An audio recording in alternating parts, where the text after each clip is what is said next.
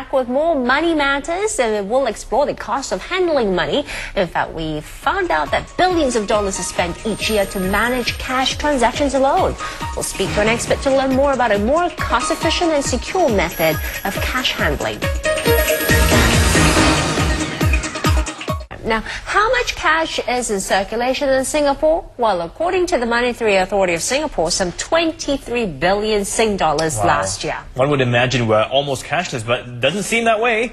With cash transactions not phasing out anytime soon, banks and retailers will continue to have to handle cash, and this is a process that remains expensive, inefficient, and time-consuming. But this may be a thing of the past with a system that automates cash processing and enhances the security and transparency in cash handling.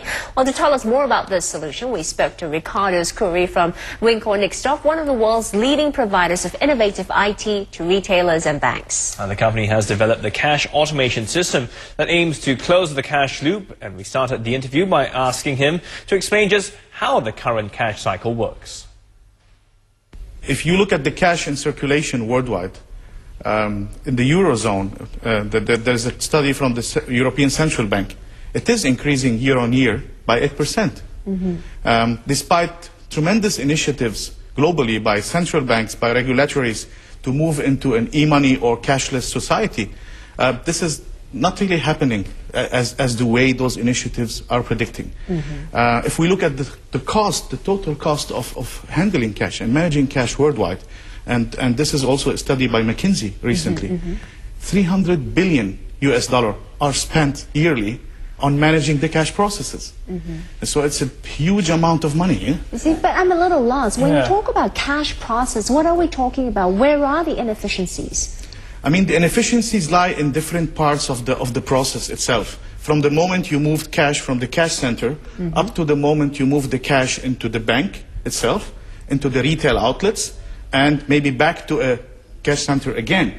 The complete process, even if we talk about the individual cash cycles within, let's say, a banking branch. Cash on the counter, for example, maybe you don't know this, cash on the counter is not used in ATMs. It has to go by truck to the cash center, it has to be counted again, put in cassettes, and sent with a different truck back to the same location. Okay. I never knew that. We always imagined a bank would have just a big vault full of cash they use for all the different purposes. You replenish your own ATM and so on. No, that's not the case. What we are doing now is we are changing that with a technology that will enable to reutilize the cash within a certain outlet, to share the cash between different outlets, but most importantly, to share the cash between bankers and retailers. Same pool of cash. So give us an idea. How does this solution work? What is this new, method? It took a while to figure out a practical solution, because we can't start from something which is not familiar to the people using cash. So at the heart of this new solution we came up with is an intelligent cash container. Today, a cassette that sits in an ATM is different from the cassette in a cash deposit system. It's different from the container which sits in a TCR, we call it teller cash recycler, which sits under the counter of a bank branch. These devices don't share a single cassette technology. What we have done today is we have one intelligent cash container that can be swapped between those different devices without the need to count the cash, because it has the intelligence to register every transaction that goes into the cassette, who deposited the notes, who was the teller, what was the timestamp, and even up to the level of the serial number of the notes. So it's all automated, and so no longer will I be passing cash to another human being. It will be straight into the box. You can do it, there are two ways. You can put the box facing the consumer, so you can deposit your own notes and the teller will be serving you. We have cases in the US where we have started such pilots. Or it could be facing the client service relationship manager, and he will be doing that for you, but it's within your site, so you can see what's happening. So I guess the thing is, in the past, because the boxes are all different shapes and sizes, you have to move money, you've got to take it out, count from this box, put it to that box, recount it, and every time you move it, you recount it again. One more thing. Today, most of the banks leave the cash in a drawer. When you go to a counter, he will get the cash either counted by hand or counted with a counting machine, and then he leaves the cash in a specific drawer. So there is no automation here. You have to take this volume of cash to the vault in the back and send it to the cash center. So for this solution to work, that means everyone will have to collectively adopt the solution, isn't it? Would that be a challenge to convince companies? Correct. It has to happen gradually. There is no way for a big bang approach here. Everyone faces a replacement cycle. So you will have technologies all over the place. There are some of them 2 years old, some of them 10 years old. So you start with somewhere, and then you benchmark. So if you have, let's say, a couple of branches in Singapore using this new technology, you can see that, in these 2 branches, or in these 2 retail outlets, my cost has dramatically decreased. Could be a couple of millions every year. Do we have real-life cases? We are working now with customers here on some pilots soon. What about around the world? Around the world we have Credit Suisse, for example, is using this new technology. The family of products is called CNA, which has this single container technology across retail and banking. And we have also Poco, which is a furniture store in Germany. But has it shown improvement? Oh, definitely, straight away. And we have, which is a very impressive case, Postbank in Germany and Shell petrol stations. So at the petrol stations, the cashier is no longer getting the cash and putting it in the drawer.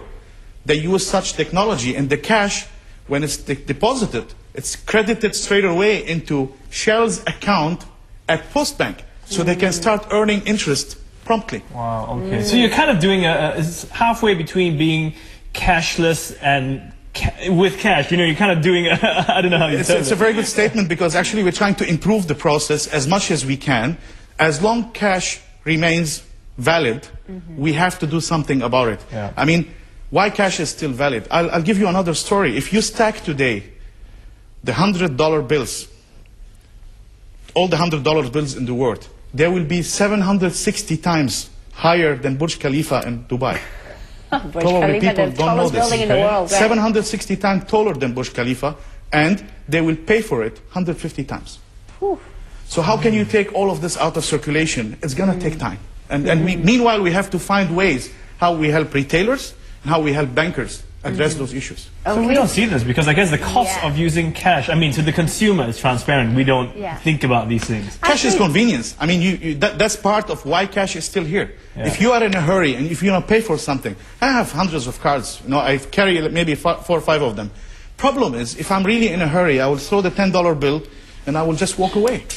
Can I do this with cards? Right, it makes sense for businesses and companies, and you've clearly put it out for us. But consumers, come down to the consumers. How does it benefit us? Yep, that's a good question, because that's also what we thought about carefully when we designed the new family of products. Because for the consumer, he will not be able to see the back-end process. He will not be able to see the savings. Probably it's irrelevant to him. Yep. I mean, somehow it is relevant. If you look at the green processes, reducing truck trips, reducing all this carbon footprint, must be relevant if you are socially aware. But will it cost us more, which is what the consumers are usually Not really. No, because there will be lots of savings for the bankers and retailers, and we assume that once there are savings, naturally those savings will come to the consumer as well at one point of time. But for the consumer, when we designed the product, we made sure that the interfaces are really state-of-the-art touch interfaces. So you will have a new experience when you visit those new ATMs. Very exciting, very secure. You will not be the possibility of getting a fake note from those devices, even though it's a deposit or recycling machine, will be much less than before. The possibility of getting your card skimmed on those ATMs. For example, we use a new technology called optical security guard, which detects the environment around the card reader, taking snapshots and comparing every few seconds the snapshots.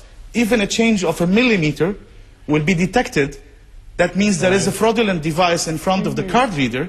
So at the end of the day, it's protection to the consumer. Which also makes me ask, because sometimes we get frustrated when you try and pay for something on one of those machines that takes a bill, and it rejects your bill no matter how hard you try, because it's a little bit crumpled. Or it's out of cash and out of service. That's also another part which relates to the consumer. By having the complete process automated, and we have forecasting tools and software, we make sure that the ATMs are all available 24/7. That's also part of the user experience.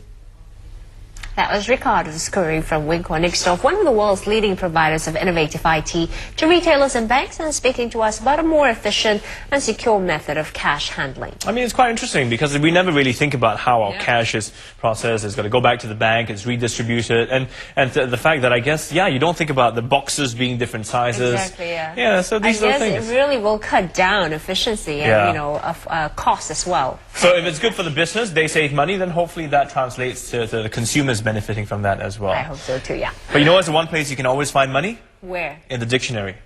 We should take off for a break now. See, I left that for. I knew it would take a while, but yes, if you think about dictionary, it. but everywhere else too. No, you can always find money in the dictionary. I know, and everywhere else? Everywhere else too. Why everywhere else? Just a word, right? Yeah. Yeah. There you go. Okay. Let me process that one for a while. Okay, I threw it back at him. All right, you're watching Primetime Morning.